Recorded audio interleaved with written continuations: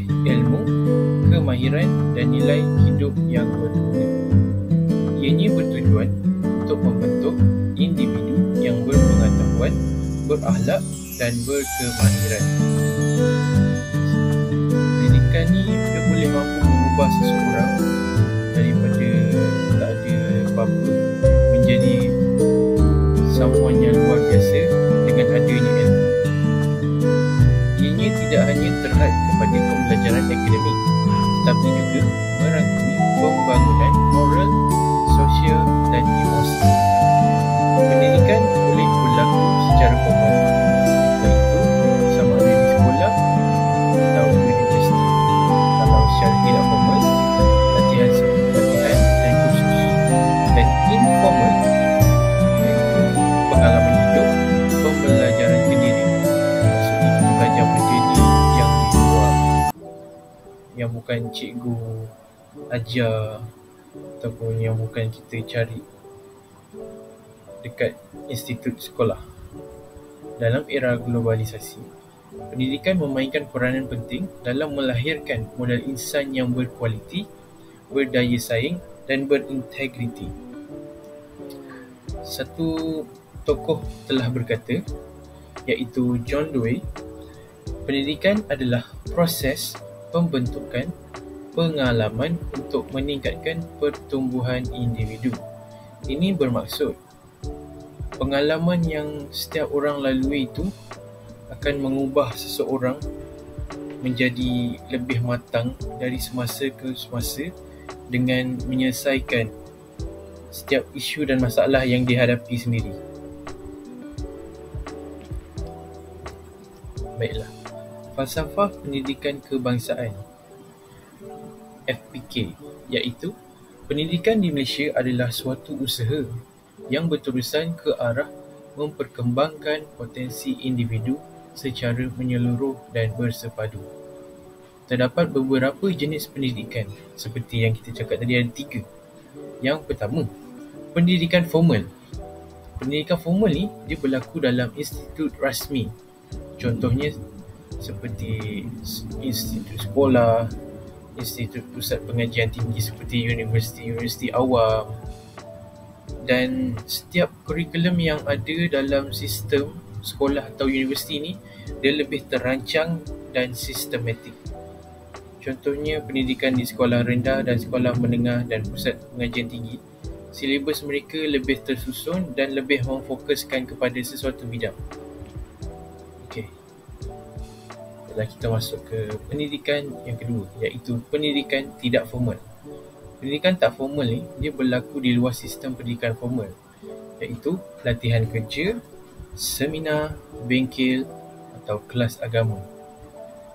Kalau contoh seminar ni, kita hadiri seminar seperti khusus memasak tak kisahlah apa sekalipun, memasak seperti nasi goreng ke, buat bihun sup ke, apa-apa lah. Kalau macam kelas agama ni, kita belajar lebih mendalam berkaitan dengan ilmu agama. Kita belajar cara ngaji yang lebih betul dan sempurna. Selain daripada kelas agama ni, kita dapat memperoleh ilmu bila kita dengar ceramah daripada ustaz-ustaz, bila kita hadir ke kelas agama. Jenis pendidikan yang ketiga adalah pendidikan informal. Ianya berlaku secara tidak langsung dalam kehidupan harian. Berlaku melalui pengalaman, pembelajaran kendiri atau pengaruh ibu bapa dan masyarakat. Pendidikan informal ni, kita belajar benda ni di luar kawasan sekolah atau benda yang memang kita belajar sendiri. Contohnya kita belajar cara nak belajar yang betul. Maksudnya cara kita study sesuatu subjek tu. Kita tahu macam mana nak tackle apa poin-poin penting.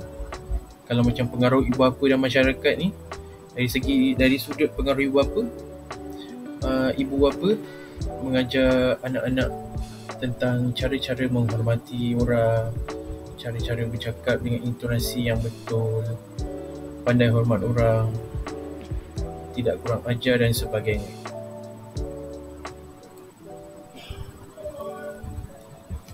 Baiklah, yang seterusnya iaitu matlamat pendidikan. Yang pertama, matlamat pendidikan yang pertama ialah meningkatkan ilmu pengetahuan, iaitu membantu individu memahami dunia dan menyelesaikan masalah. Dengan kita adanya pendidikan, ilmu dalam diri tu kita dapat gunakan untuk atasi masalah yang ada dekat dalam dunia ni. Contohnya, kita tak akan mudah kena tipu dengan orang bila kita ada ilmu. Lagi-lagi bila melibatkan pasal wang. Contohnya, apabila kita membeli barang dan kita tahu harga barang tu yang sepatutnya atau tak sepatutnya harga satu barang. Baiklah, yang kedua, membentuk sasiah dan moral. Mengajarkan nilai-nilai seperti tanggungjawab, disiplin dan empati. Melalui pendidikan ni juga, kita dapat belajar tentang erti tanggungjawab, disiplin dan empati. Sebagai contoh, sudut tanggungjawab sebagai seorang pelajar, kita kena belajar bersungguh-sungguh dan hormat guru, dan kita kena patuh kepada setiap arahan guru selagi ia tidak melanggar apa-apa yang berkaitan dengan agama. Selain itu, disiplin. Disiplin ni sangat penting. Tanpa disiplin, diri kita akan jadi seperti orang yang tunggang langgang dan tak terurus. Baiklah, kita teruskan dengan yang matlamat pendidikan yang ketiga, iaitu memastikan kesejahteraan sosial, mengurangkan kadar jenayah dan membentuk masyarakat yang harmoni. Bila kita ada ilmu, kita tahu nak membezakan perkara yang betul dan yang salah. Kita tak akan mudah terjerumus ke arah untuk membuat apa-apa jenayah, sebab kita tahu akan kesan dan akibat yang akan berlaku jika kita melakukan sesuatu jenayah. Matlamat pendidikan yang keempat ialah membantu pembangunan ekonomi, iaitu melahirkan tenaga kerja yang berkemahiran tinggi. Bila kita ada ilmu, kita sebagai contoh teruslah, kita ambil macam bidang college vocational. Dia lebih fokus kepada kemahiran. Bila satu antara kos yang ada dekat college kemahiran ni, yang antara yang famous, yang terkenal ialah bidang aircon. Bila seseorang tu ada ilmu tentang aircon atau penghawa dingin ni, dia boleh buka sendiri kedai dan membaiki sendiri penghawa dingin yang rosak. Tidak perlu bergantung kepada orang luar atau kita nak panggil orang lain nak betulkan penghawa dingin di rumah kita sendiri. Yang kelima, menyediakan kemahiran hidup, iaitu membantu individu menyesuaikan diri dengan perubahan zaman. Setiap zaman daripada tahun ke tahun, contoh daripada 2010 sampai sekarang 2025, dah banyak fasa-fasa yang berubah dalam hidup kita ni. Dari segi kewangan, taraf kehidupan, ujian makin hari makin mencabar. Jadi diri kita sendiri yang kena sesuaikan dengan keadaan peredaran zaman yang memang agak rumit dan mencabar lah sekarang. Bismillahirrahmanirrahim. Assalamualaikum warahmatullahi wabarakatuh. Saya Muhammad Akil Iman bin Junaidi daripada B12. Hari ini saya akan membentangkan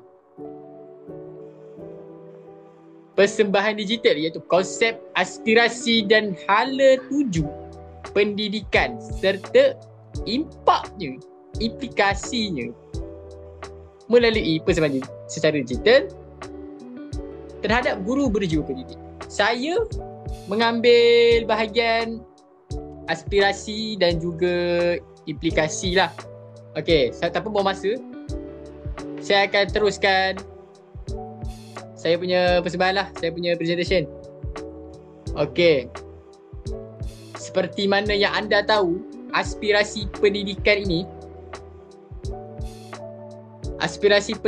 ini ialah kita senang cerita, kalau pendidikan ini diibaratkan sebagai satu perjalanan, aspirasi pendidikan ialah destinasi utama yang kita ingin capai. Ia bukan sekadar tentang pergi sekolah, pergi ke mana-mana sahaja tempat untuk ilmu, untuk kita lulus peperiksaan dan dapat CJ sahaja, tetapi ia sebenarnya tentang membentuk modal insan berkualiti yang boleh bersaing di peringkat global. Okey, di Malaysia, Hala Tuju Pendidikan telah dirangka dengan teliti dalam Pelan Pembangunan Pendidikan Malaysia, iaitu PPPM daripada 2013. Anda nampak atas kan? Boleh baca? 2013 hingga 2015. Pelan ini bukan sekadar dokumen tebal yang tersimpan di pejabat kementerian. Bukannya file-file yang disimpan di penuh sawal melabah, bukan. Ialah kompas yang menentukan bagaimana sistem pendidikan kita boleh berkembang dan menjadi lebih baik, betul? So, ada 5 perkara yang jadi fokus, tapi pada hari ini saya akan membentangkan 4 fokus sahaja. Okey, kita boleh lihat aspek-aspek utamanya. Ada 4, iaitu akses kepada pendidikan berkualiti. Yang kedua, kualiti guru yang tinggi. Yang ketiga, kesaksamaan dalam peluang pendidikan. Yang keempat ialah kecekapan sistem pendidikan. Okey, kita yang pertama, akses kepada pendidikan berkualiti. Okey, iaitu semua pelajar berhak untuk belajar. Saya ambil contoh ringkas lah. Tak kira dari kampung ataupun dari bandar, kaya ataupun miskin ataupun kurang mampu dan sebagainya, duduk tarafnya, setiap pelajar berhak mendapat pendidikan yang terbaik. Sebab apa? Sebab semua orang berhak. Perkataan berhak itu perlu highlight kan. Sekolah-sekolah diperkasakan, perlu diperkasakan dengan kemudahan yang lebih baik, terutama di kawasan luar bandar dan juga pedalaman. Okey, kita lihat kadang-kadang dekat luar bandar ataupun dekat kawasan-kawasan pedalaman, di kampung, di kawasan yang tercorot, kemudahan daripada aspek pembelajaran itu sangat-sangatlah sikit, tipis.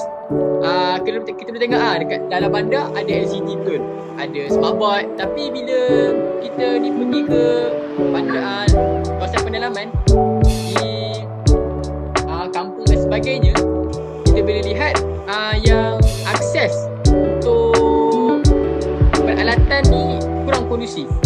Jadi macam mana pelajar nak datang ke sekolah?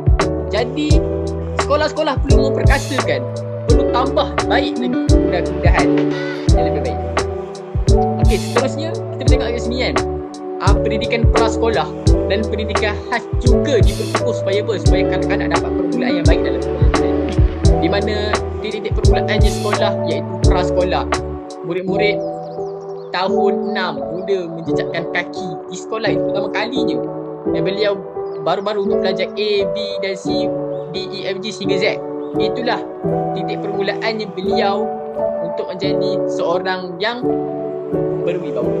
Okey, next ialah dasar pendidikan inklusif diperkenalkan supaya pelajar berkeperluan khas juga mendapat peluang belajar di sekolah di arus perdana. Sebab apa? Sebab kita tak nak ada siapa punya ketinggalan dalam mendapatkan ilmu. Nabi pun ada cakap dalam hadis, iaitu sebaik-baik umat yang memberikan kebaikan kepada orang lain. Jadi kita kenalah buat baik dekat semua orang. Siapa-siapa yang menyampaikan ilmu yang beri yang baik. Okey, next ialah kita tengok kat sini, kualiti guru yang tinggi, iaitu guru hebat, murid hebat. Percaya tak? Jika guru anda hebat, automatik murid hebat juga. Jika guru-guru mampu mengeluarkan 100% tenaga, secara lazimnya murid pun mampu untuk menerima ataupun memberi juga 100% tenaga. Cuba bayangkan belajar dengan seorang guru yang penuh semangat, kreatif, pandai. Dia macam buat kelas jadi seronok. Betul tak? Best kan? Inilah sebabnya guru adalah tunjang utama dalam kerjaan pendidikan. Untuk memastikan guru berkualiti tinggi, ada beberapa usaha yang perlu dilakukan, iaitu program transformasi pendidikan guru. Apa dia program ni? Tujuannya apa? Untuk meningkatkan lagi latihan dan kemahiran pedagogi guru supaya mereka lebih efektif dalam mengajar. Jadi program ini juga berperanan untuk guru-guru rasa macam mereka ini tidak lagi rasa macam mereka ini sudah hebat berada di taraf itu saja. Mereka harus mengasah lagi kemahiran mereka supaya dapat membetulkan, menambah baik lagi apa yang ingin diajar. Okey, seterusnya ialah latihan profesional berterusan. Langkah seterusnya, kita harus buat latihan profesional berterusan. Guru ni bukan sahaja untuk mengajar, tapi juga sentiasa belajar untuk memperbaiki teknik pengajaran.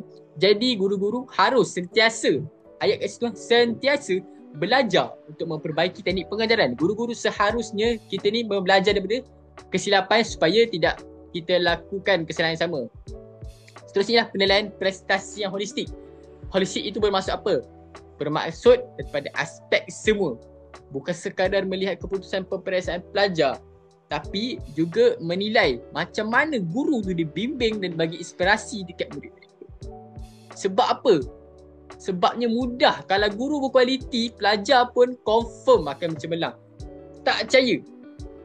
Guru-guru yang mempunyai daya kreatif yang tinggi ataupun semangat yang tinggi mampu melonjakkan prestasi sekolah itu daripada bawah ni jadi tinggi. Kalau anda tidak percaya, anda boleh search Google sini. Okay, next ialah yang keempat, kecekapan sistem pendidikan. Macam saya cakap tadi, kalau kita pergi dekat sekolah pendalaman ataupun kampung-kampung, kita boleh lihat peralatan yang kurang kondusif ataupun kurang. Yang macam kalau ada satu tempat tu memang tak ada langsung peralatan yang macam boleh diguna pakai. Jadi kita perlu mencekapkan sistem pendidikan supaya ia canggih dan berkesan. Pernah tak anda rasa sistem pendidikan kita ni kadang-kadang agak lambat berubah? Sebab apa? Sebab itu kita perlukan sistem yang lebih cekap, moden dan mesra pengguna. Okey, antaranya lah kan, penggunaan teknologi digital. Seperti anda tahu, teknologi di hujung jari. Apa-apa sahaja boleh berlaku dengan teknologi, tapi kita gunakan dengan sebaiknya untuk pembelajaran. Pembelajaran bukan lagi sekadar papan hitam dan buku teks kapur tu zaman dulu. Zaman sekarang kita harus menggunakan yang lebih canggih lah orang cakap. Tapi kita juga, okey, kita tengok contoh penggunaan teknologi digital kan. Contoh ada apa? E-learning, kelas dalam talian, online kelas, dan juga sistem digital ni dia mudahkan lagi pengurusan sekolah. Contoh nak bagi memo, nak bagi nota, lagi senang. Tapi ada kebaikan dan burukan. Kita ambil yang baik, buang yang keruh. Ambil yang jernih, buang yang keruh. Jadi automasi dalam pentadbiran juga penting. Kenalah kurangkan birokrasi. Lagi kita kena fokuskan kepada pendidikan, betul? Okey, seterusnya saya tak nak cakap panjang-panjang. Seterusnya adalah standard kualiti pendidikan Malaysia. Satu sistem untuk memastikan semua sekolah di Malaysia sentiasa berada pada tahap terbaik dalam akademik dan kurikulum. Dengan sistem yang lebih cekap, pendidikan kita boleh berkembang dengan lebih pantas dan responsif terhadap perubahan zaman. Jadi, apa yang nak disampaikan dalam setiap aspek yang ada dekat atas ni, iaitu kita untuk memastikan pendidikan masa depan menjadi lebih baik. Betul tak? Aspirasi pendidikan Malaysia ni, orang cakap apa, bukannya macam sekadar kata-kata kosong yang kita cakap tanpa mengeluarkan fakta-fakta. Jadi ia adalah usaha untuk kita pastikan pelajar mendapat peluang terbaik dalam kehidupan. Orang cakap apa, dengan akses pendidikan berkualiti ni, peluang yang saksama, peluang yang besar, guru yang hebat, sistem yang cekap, kita sedang melahirkan apa? Generasi yang lebih bersedia untuk menghadapi cabaran masa depan. Betul? Jadi peranan kita apa sebenarnya? Sama-sama menyokong dan memastikan impian ini menjadi kenyataan, insyaAllah. Okey, untuk seterusnya iaitu, okey, kita teruskan dengan hala 7 pendidikan.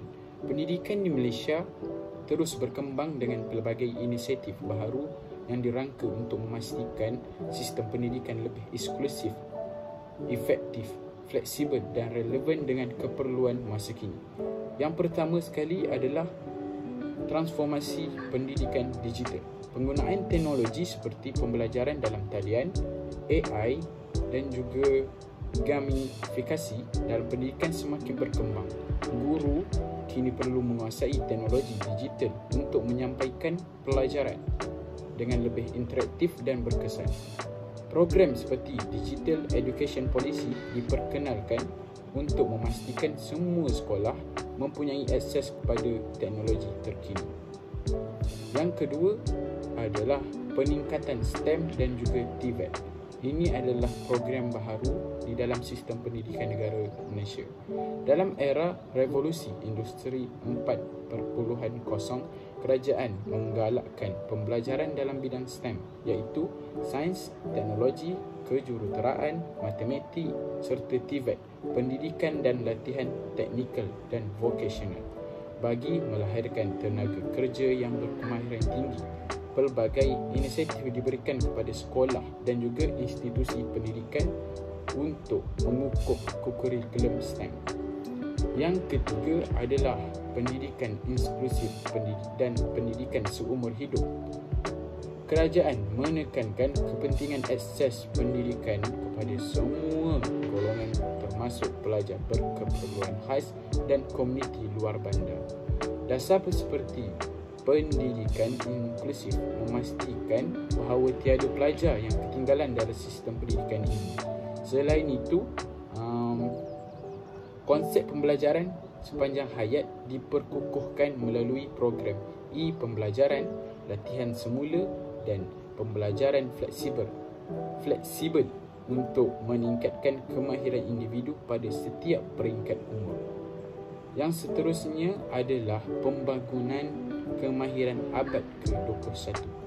Selain daripada akademik, pendidikan kini memberi penekanan kepada pembangunan kemahiran insaniah seperti komunikasi, penyelesaian masalah, kerja berpasukan dan juga kreativiti. Kurikulum juga diperkaya dengan aktiviti kurikulum dan pembelajaran berasaskan projek bagi membentuk pelajar yang lebih holistik dan bersedia menghadapi cabaran masa hadapan. Okey. Hala tuju ini memerlukan guru untuk sentiasa bersedia menghadapi cabaran dan menyesuaikan diri dengan perubahan teknologi serta keperluan pendidikan moden. Okey, korang boleh tengok slide ini dan ini saya akan tunjukkan.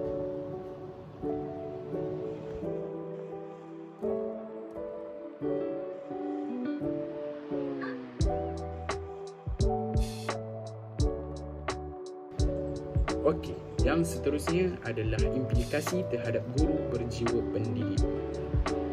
Implikasi yang pertama adalah cabaran dalam mewujudkan pendidikan inklusif. Pendidikan inklusif memastikan semua pelajar termasuk mereka yang berkeperluan khas mendapat akses yang sama dalam pembelajaran. Namun, pelaksanaannya membawa cabaran besar kepada semua guru. Okey, apa yang ada dalam cabaran ini adalah kemahiran mengajar pelajar berkeperluan khas.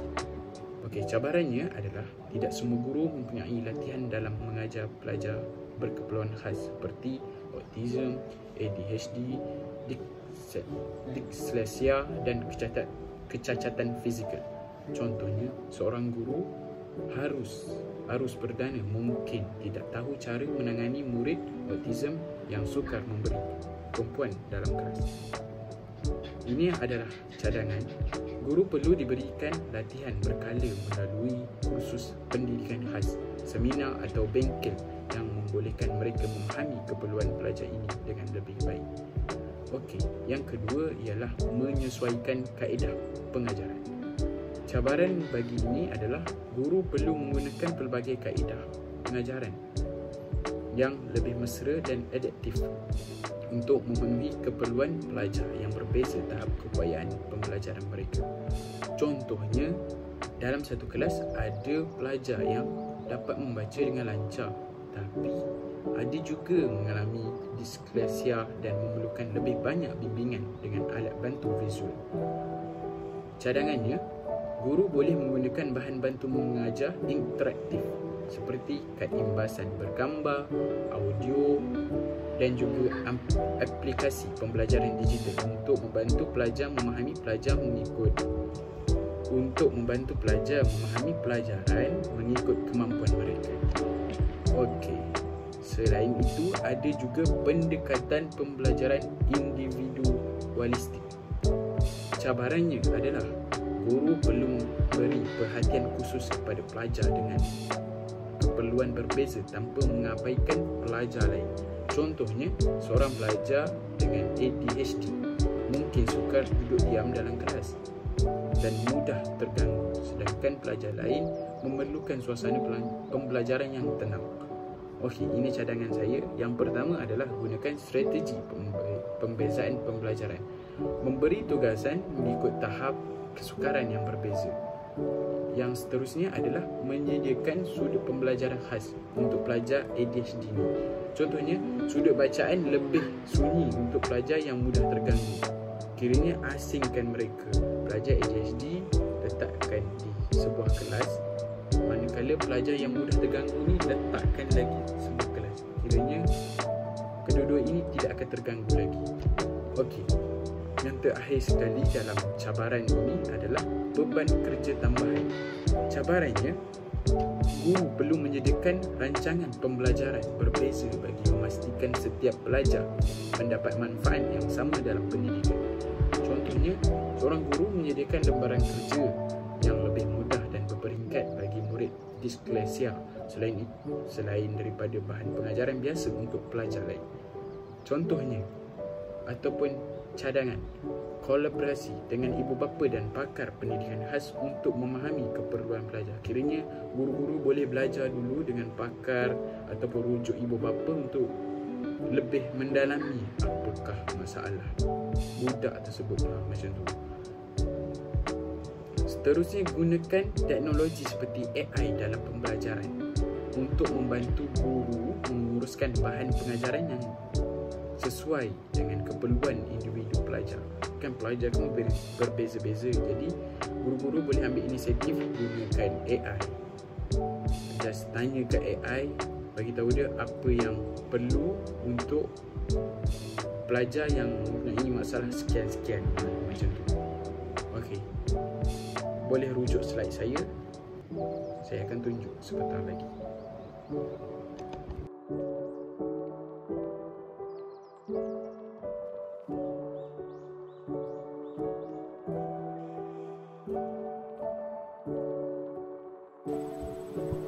Baiklah. Implikasi terhadap guru berjiwa pendidik. Yang pertama, pemupukan nilai dan etika dalam pengajaran. Guru harus menanamkan nilai moral, integriti dan kepimpinan dalam kalangan pelajar untuk melahirkan generasi yang beretika. Pengajaran bukan sekadar penyampaian ilmu, tetapi juga membimbing pelajar menjadi insan yang bertanggungjawab dan berakhlak mulia. Jadi peranan guru sangat besar dalam mendidik anak-anak murid. Sebab setiap moral ataupun setiap nilai-nilai murni, kita sebagai seorang guru tu kena terapkan daripada awal kepada murid-murid supaya murid-murid dapat mengamalkannya dalam kehidupan seharian. Implikasi terhadap guru berjiwa pendidik. Seperti mana yang anda tahu, guru berjiwa pendidik merujuk kepada pendidik yang mempunyai keikhlasan, komitmen dan semangat tinggi dalam membentuk generasi masa depan. Aspirasi dan hala tuju pendidikan memberi beberapa implikasi kepada guru. Okey, guru seharusnya memegang ataupun ada sifat pendidik. Kerana apa? Semua orang boleh jadi guru, tapi tak semua guru boleh jadi guru yang mendidik. Kadang-kadang kebanyakan guru di sekolah hanya datang dan balik sahaja, tidak mendidik dengan betul. Kadang-kadang ambil endah tak endah, sikap acuh tak acuh yang dekat guru tu banyak. Murid tak fahami biar, Jadi tak boleh, kena ada sifat pendidik, iaitu didik. Jika kita boleh didik orang tu, automatik orang tu akan jadi orang yang berguna, kita pun akan jadi guru yang berguna. Jadi sifat pendidik tu penting. Kita anggaplah anak murid ni macam anak kita sendiri, supaya kita boleh mendidik dia orang macam kita didik anak kita. Sebab tu kita kena ada berjiwa pendidik. Okey, iaitu antara implikasi kepada guru ni ialah peranan guru ni sebagai pemimpin dan mentor. Guru ni bukan hanya mengajar tetapi juga berperanan sebagai pemimpin yang membimbing dan memberi inspirasi kepada pelajar. Okey, seperti mana yang kita tahu, seorang guru ni bukan sekadar masuk kelas, ajar silibus ni, bagi kerja rumah. Tapi guru ni juga adalah pemimpin dan juga mentor yang membimbing pelajar, bukan hanya untuk berjaya dalam perasaan, tapi juga dalam kehidupan. Murid-murid ni dia akan ambil apa yang cikgu-cikgu dia ajar, dia akan bawa kat rumah. Sebab tu kadang-kadang kita tak boleh nak soalkan apa yang mak ayah akan tanya kita. Mak ayah akan tanya murid-murid tu, apa yang dia belajar hari ni, apa yang dia buat hari ni. Sebab murid-murid tu dia akan buat balik apa yang cikgu tu buat. Dia akan cakap sebab budak-budak tak pandai menipu. Okay, seterusnya guru sebagai pemimpin. Saya ambil tu dulu je. Seorang pemimpin ni bukan sekadar bagi arahan, tapi juga jadi contoh teladan, betul tak? So, guru-guru ni bila dia jadi contoh teladan, dia kena tunjukkan nilai-nilai yang positif. Macam disiplin, kejujuran, tanggungjawab dan semangat kerja keras. Bila pelajar ni, murid-murid ni lihat guru-guru mereka ni bersikap positif, mereka pun akan terinspirasi untuk ikut. Diorang akan suka dekat cikgu-cikgu yang ada sifat-sifat nilai-nilai yang positif. Jika kita tengok ada guru-guru yang ada ke murid-murid yang suka kepada guru-guru yang negatif? Tak ada, saya rasa tak ada. Murid-murid kebanyakannya suka kepada guru-guru yang ada sifat-sifat positif. Aura-aura nilai-nilai positif tu murid-murid akan lagi suka. Okay, next ialah dia boleh bimbing hala tuju pelajar. Sebab apa? Sebab bukan semua pelajar tahu apa yang diorang nak dalam hidup.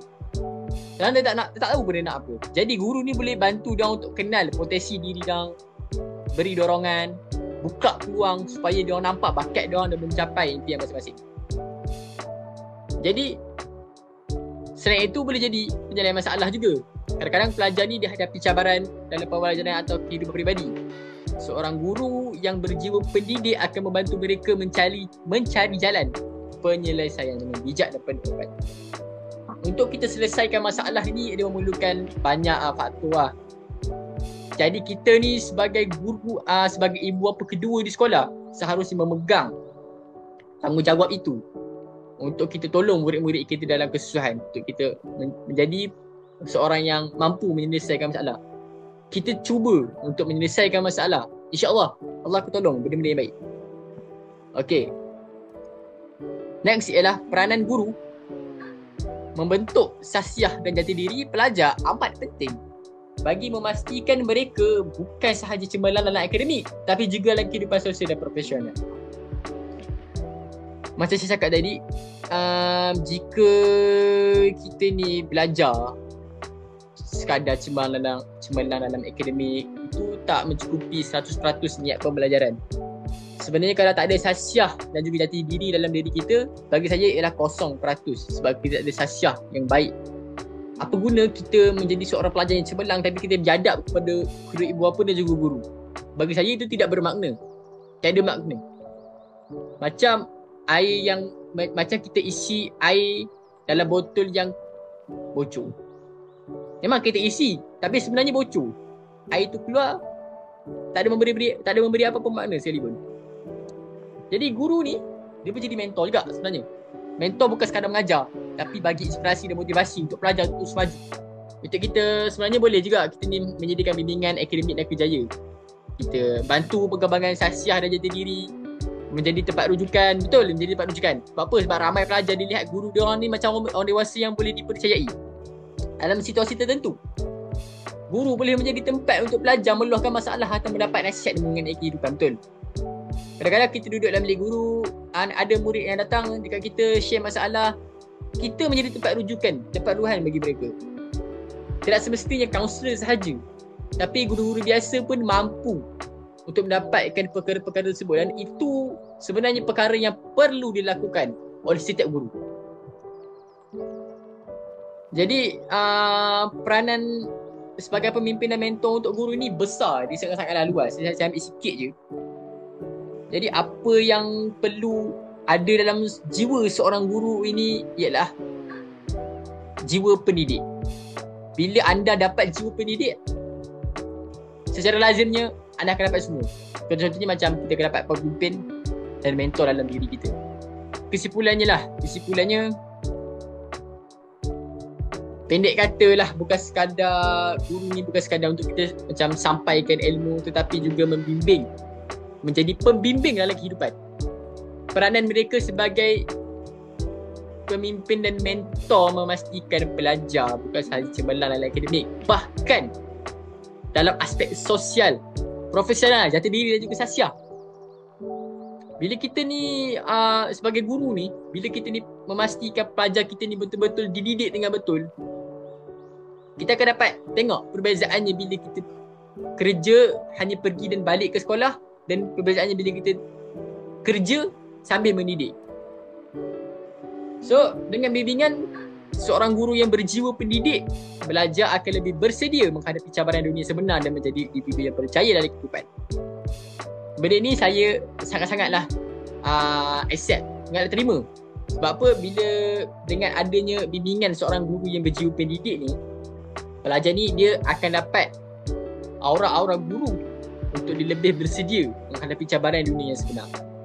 Mereka ialah kupu-kupu yang baru nak menetas, baru nak keluar. Jadi apa yang dia akan lihat? Dia akan lihat apa yang ada di hadapan mereka. Jadi kita perlulah menunjukkan nilai-nilai positif dan perkara-perkara yang baiklah kepada anak murid kita supaya apa? Supaya mereka menjadi individu yang berjaya di masa hadapan. Okey, sebagai kesimpulan perbincangan ini, aspirasi dan hala tuju pendidikan yang telah digariskan oleh kerajaan bertujuan untuk melahirkan murid yang berkualiti dan berdaya saing. Namun, kejayaan ini sangat bergantung kepada peranan guru yang berjiwa pendidik yang sentiasa bersedia berubah-ubah, berinovasi dan memberi inspirasi kepada murid. Seperti yang dikatakan oleh seorang tokoh pendidikan, guru yang hebat bukan sekadar mengajar, akan tetapi membimbing dan menginspirasi. Dengan itu, marilah kita terus menjadi guru yang berdedikasi, kerana masa depan generasi akan datang berada di tangan kita. Okey, sekian terima kasih daripada saya, Muhammad Amir Daniel, Adli Wafi dan juga Akil Iman.